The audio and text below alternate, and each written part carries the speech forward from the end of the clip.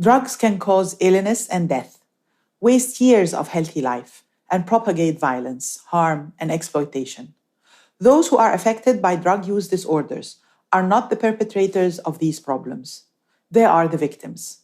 According to UNODC's World Drug Report 2023, the latest data indicate that globally, 296 million people used drugs in a single year, while more than 39 million of them suffered from drug use disorders.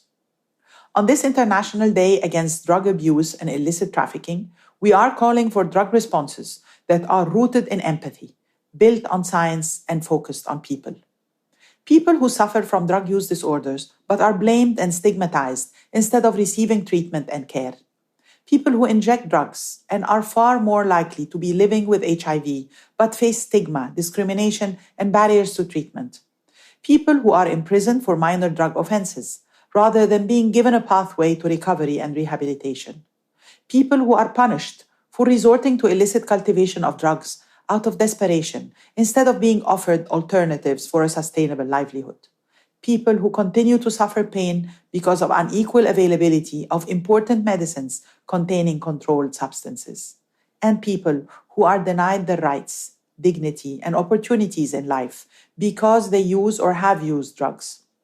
It is time to stigmatize the illicit drug market and not the people who are harmed by it.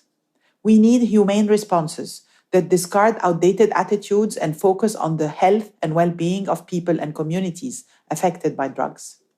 We need focused law enforcement interventions to stop drug traffickers from feeding on misery, as several drug types hit new production records and the threat of synthetic drugs expands rapidly.